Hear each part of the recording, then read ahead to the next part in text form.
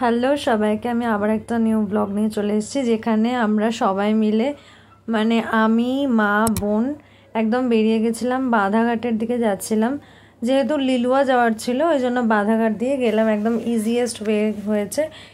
ওই 20 মিনিট অবধি লাগলো হচ্ছে টোটোতে, যদিও ঘুরিয়ে রাস্তা, কিন্তু অতক্ষণ লাগে না। আর নৌকা পারাপার করতে মানে লঞ্চে করে আমরা গেছিলাম, তো লঞ্চে করে 10 মিনিট ধরো, খুবই তাড়াতাড়ি এপার আর ওপার।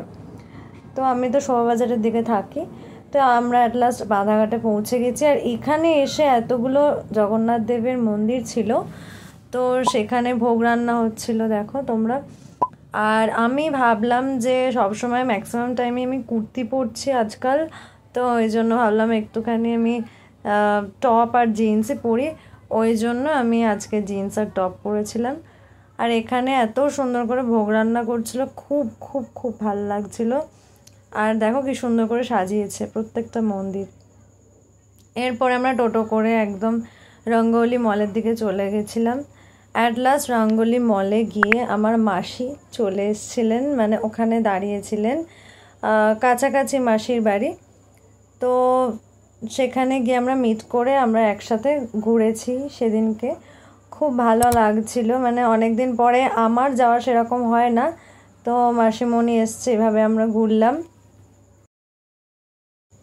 এর কিছুক্ষণ পর মানে ঘুরে টুরে যখন আমরা সবাই টায়ার্ড হয়ে যাওয়ার পর, মানে প্রচুর বড় মল সবাই জানো, তো একদম আমি দেখো চুলটুল খুলে গেছিলাম, আর এখন কি অবস্থা, চুলটুল গুটিয়ে নিয়েছি।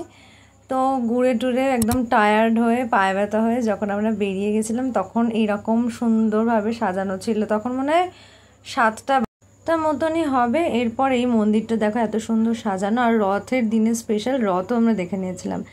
আর বাড়ি ফিরছিলাম। আজকের ভিডিওটা এতটাই থাকলো।